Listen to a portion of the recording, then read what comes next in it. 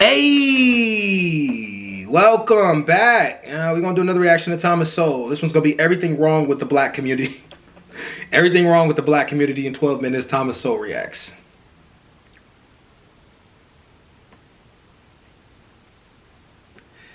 I'm gonna give my. Hey, listen. I'm the one. I'm the one for this. I'm gonna see what he say.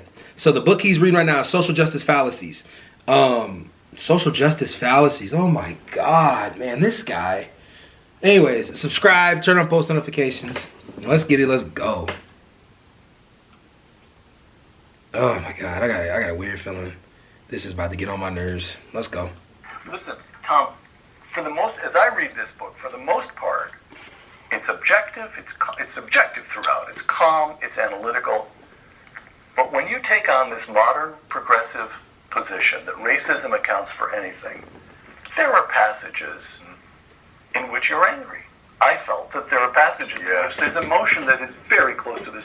So let me just read a little bit. Okay. Median black family income has been lower than median white family income for generations.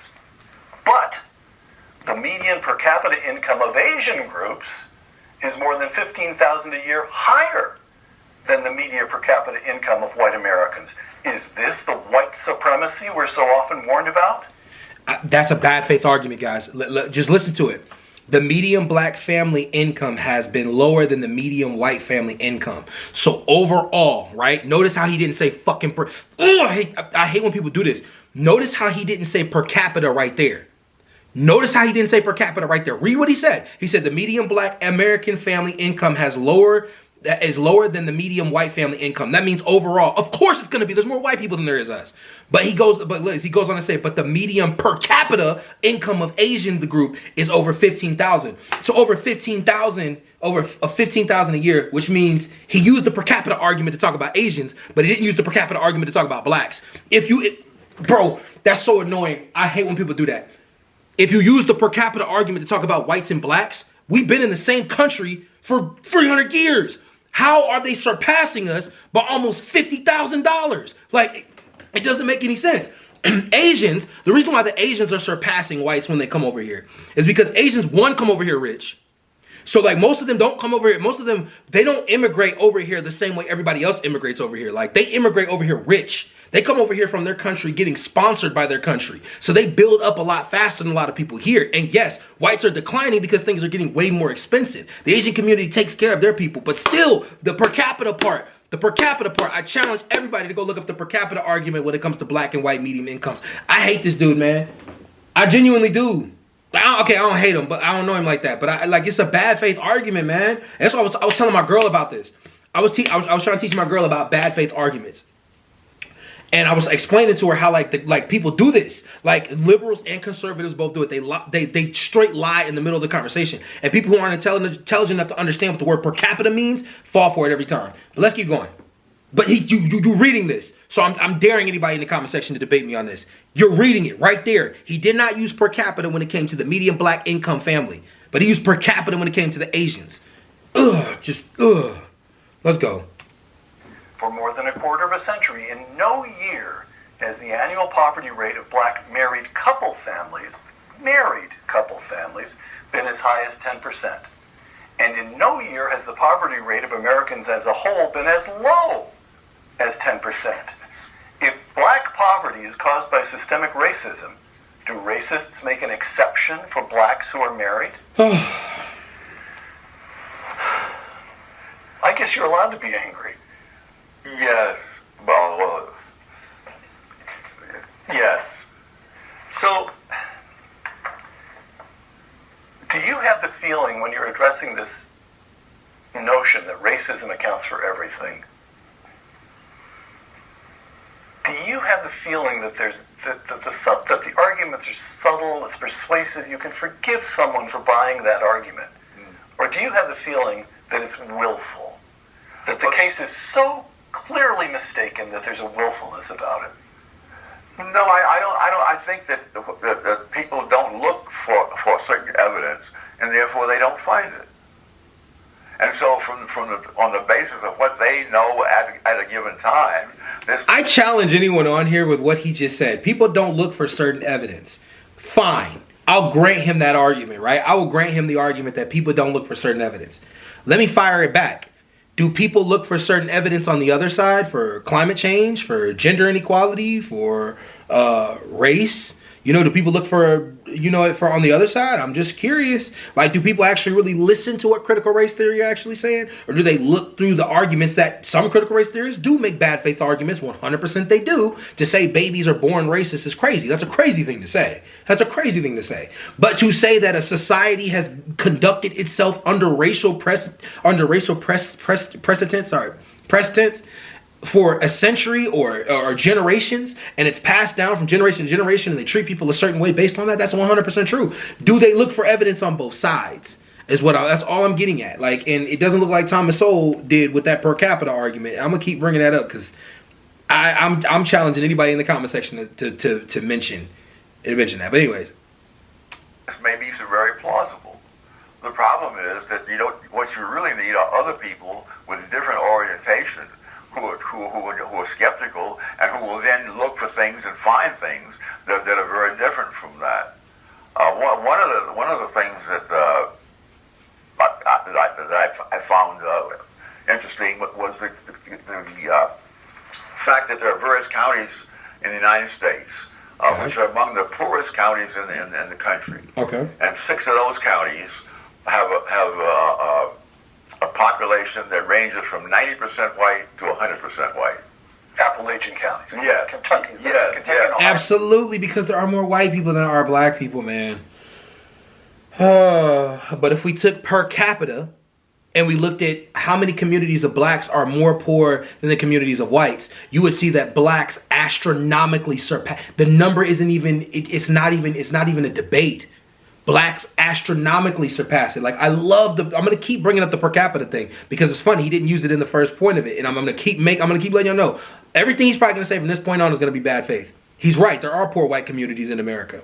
And overall, there are more poor white communities than there are black communities because there are more white people. Just like there are more poor black communities in Africa than there are poor white communities in Africa because there are more black people. But if you look per capita, the whole point of per capita is to match society based on what both sides are making equally. So never mind. I don't even want to go deep. I want y'all to research it. Research it, man. This dude is making a bunch of bad faith arguments, and he's too intelligent to not know that. I know he's too. I know. Oh my God, bro. Let's keep going.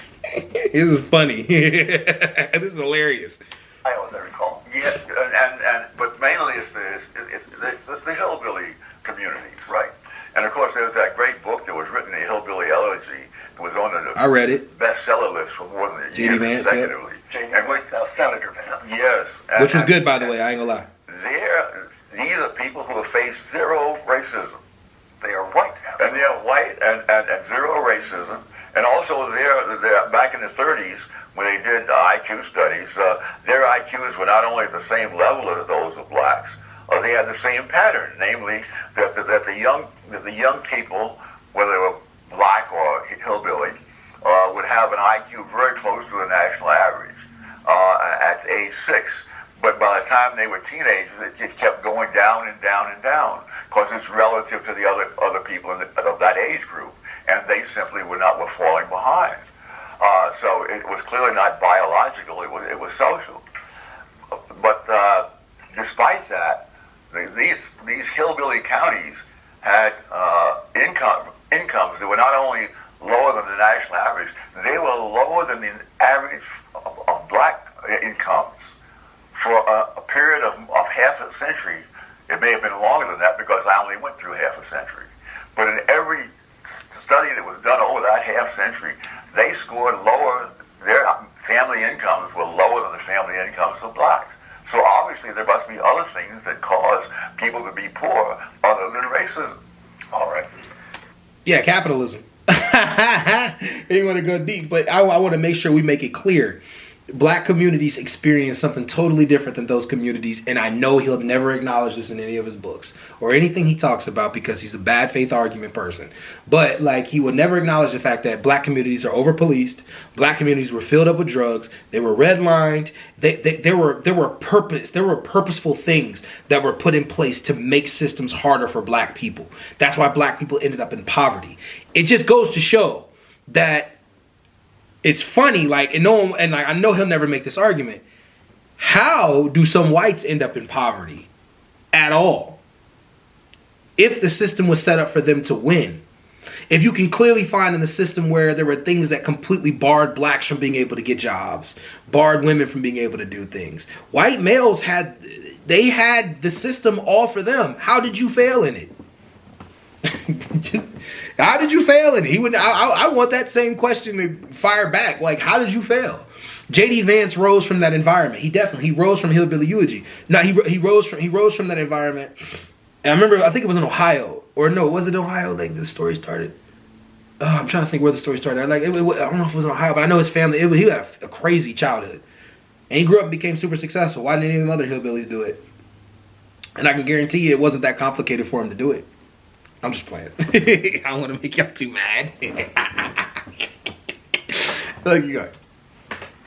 People in low-income American hillbilly counties already face zero racism because they're virtually all white. Yes. Yet they have lower incomes than blacks, just as you were saying. In other words, some behavior patterns seem to pay off. Now, this book is dedicated to fallacies, to showing errors in premises and errors in analysis. It's not dedicated to an alternative explanation. Nevertheless, you've got this argument lurking in here that it's the way people live, it's the way cultural patterns. So what are the patterns that pay off? Yeah, let's see. Well, what? Oh my heavens, that's a much larger book than this. Well, you've got time on your hands. Let's hear it. So let's hear it. I want to know what pays off. Let's hear it. In terms of public policy, what does not pay off is having charismatic leaders depending upon government to do things.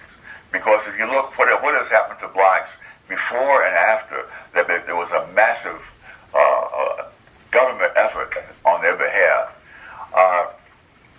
Help save lives. Donate plasma today. CSL Plasma. Do the amazing. The poverty rate among blacks, if you start in 1940 instead of 1960, because 1960 is the magic number for people who are saying the government, you see, did all these wonderful things and blacks advanced because of it. In 1940, the black poverty rate was 87%.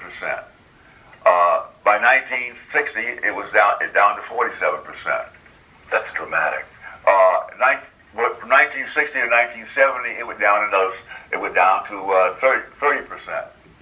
And in 1970, affirmative action was now in place. It went down to 29%. So in the 20 years prior to 1960s, the black poverty rate went down by 40 points, and in the 20 years after 1960, it went down by 18 points. But again, you have the same thing you had with... Because of Jim Crow, man. Oh my God. This dude is making such bad faith arguments. The reason why that happened, I don't know. He's trying to connect a dot here that's not there. That the black community went down because of government policies that were put in that were meant to help the black community. No, not because of welfare systems or programs like that. The black community went down because of Jim Crow. There were racist politicians passing laws that were complicated for blacks to get anything done. Like, for example, or there were just people. This is why I say, people need to look into critical race theory to understand this. There were literally people who didn't like black people who would make tests more complicated for black people so they couldn't pass them. There were towns where black people couldn't do... Hold on. Or just this, right? They talk about how we economically did better back then, right? And we economically did a little better back then. We economically do better now. It's anyways, but it's neither here nor there. We economically did better according to them back then, because we stayed in communities and we built ourselves together. But what happened to those communities? They were burned to the ground. Almost every single community that black people built in America were burned to the fucking ground. And literally, after they were burned to the ground, the blacks started thinking like, we need protection. We need something to be able to help build our communities. We wanted something for all the communities that we lost. And we never got that. They never cashed in the 40 acres in the mill they talked to. We never got that. We went off and we built our own thing. And every single time we tried to do it, whites found some way to destroy it. They found some way to destroy it. So genuinely, like, if you want to say from 1940, like, because he's counting back from 1940. You can go far back from 1920. You know, if you want to count back from 1920, let's talk about all the things that blacks were not and were allowed to do. You know? And if we were able to keep our communities built, we'd probably be far separated from y'all. No other community in America has ever experienced that. Not the Asian community, the Hispanic community kind of has, and so is the Native community. So never mind. Yeah, and so is women. So never mind. Actually, everybody except white men has experienced it. I'm gonna keep harping on the white men thing. I'm just letting you know, like, y'all got it a little more easier than you think. You just don't realize you have it easier. Poverty to y'all is like, why am I here? Poverty to us is normal. It's normal. It's like, oh yeah, like it's what we go through, like whatever. What was the Ralph Nader effect? You see, You started in 1960. You missed this. so you miss all of that. So you And keep in mind, he said 1960, right? What year did the Civil Rights Act pass? 1965. Keep that in mind. So he's saying that the numbers were dropping consistently between all those years, and in 1965 is when the Civil Rights Act was passed. Why did they pass the Civil Rights Act?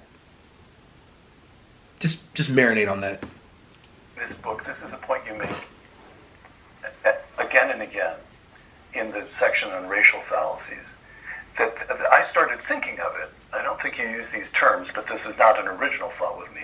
I started thinking of it as a hidden century of black progress. Yes.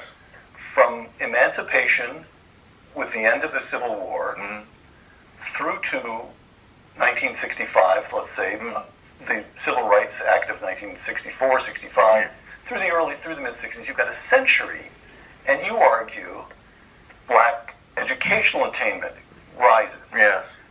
Black poverty rate drops dramatically. Yeah. And these are people who started with no property, overwhelmingly illiterate. This is from the moment, the year zero in 1865 for African Americans. And they climb, and the other point that you make at a number of places is that the black family is overwhelmingly intact. Yes. Right up to 1960, most black... Go ahead. And I want y'all to understand this. Research this. There are a lot of blacks that will tell you this, that social workers literally took them away from their families for dumb reasons. And if you go back as early as the 1960s, Malcolm X was a product of this.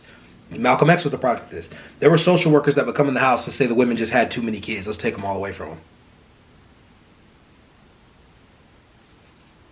Maybe that could add in more to Thomas Sowell's point that liberals kind of did too. But overall, who fucked the black community in America? Everyone did. Everyone did. Every angle of white in this society had a role in it. Period. Every angle of white. And when he tries to turn it back around and say it's the culture. The culture was created because of the things we were subjected to. Straightforward. I debate anybody on that. And not only do people take credit for things that were not their doing, they overlook the negative things that came in after the 1960s as a result of policy. In 1940, 17% of black children were raised in single-parent homes. 17%. 17. At the end, I forget the exact date in the 20th century, but after these wonderful reforms were put in, that quadrupled to 68% of black children were being raised in single-parent homes. And who created those policies, Thomas Sowell? I wonder if he'll ever say who it is. He could be right about that. I think he is right about that, to be honest, but who created those policies? Who created that system? Sure wasn't blacks. But he'll never say that, because he panders to whites. Now, there's a whole literature on all the bad things that happen to kids who are raised by single parents. Whether they are black or white, American or British, the studies show the same things. One study said that fatherlessness has a bigger effect than even race and poverty. And and certainly I think back into my own life, I realized how fortunate I was. You guys want to know something else too? Because they like conservatives love to use the whole fatherlessness argument, right? Do you know that they base most of their statistics strictly on okay, so like if a mother has a child, right, and the parents aren't married, they consider her a single mother. There's nothing to say that the father's not truly in the child's life at all. There's nothing to say that. It's just she's considered a single mother because on paper she's not married. I'm just saying, it's just single parent households. And it's also not true about single, well, no, it's equal when it comes to single father and single mother households. People don't want to talk about this, but it's actually equal. The children grow up exactly the same. Like one parent not having enough to take care of all the resources is still bad. So I'm not making the argument that a parent not being in the house is a good thing, but I'm just saying like the reason with it, the point where they get most of their argument about single fathers and single mothers households and things like that, they get that from the fact that when the woman signs the birth certificate or signs the information for the child, she says she's not married. Straightforward. That's it. We really don't even know how, like, if we did a study, we really don't know how many households actually have the fathers in them. We don't. We truly don't. Again, another bad faith fucking argument. And I know he knows this, but he's not going to tell y'all that. So even though my biological father died before I was born, I was adopted. I was adopted into a family where I was the only child in a family of 4 adults. And these were not people who were out having an active social life someplace. The life was there in the home. They gave you their time. Yes. And I remember years later when I became a parent, and like other new parents, I wanted to know when is a kid supposed to do this, when he's supposed to do that. And I said, how old was I when I started to walk? And the lone surviving member of the family that raised me said, Tommy, nobody knows when you could walk. Somebody was always carrying you. But so you had 4 adults doting on you. Yes, and that's what, and then part of the rise of blacks before was because of things that were done by blacks. Example that I think of a lot was a kid who grew up in Harlem at the same time I did. We were in the same school, lived 2 blocks from me. And we met many years later by accident on a street in San Francisco. We talked about the old times. And one of the things he mentioned to me, that because he had gone on, he was making more money than I was, and he would become wealthy, and he lived overseas with servants, and he came back and moved out to the wine country and all that stuff.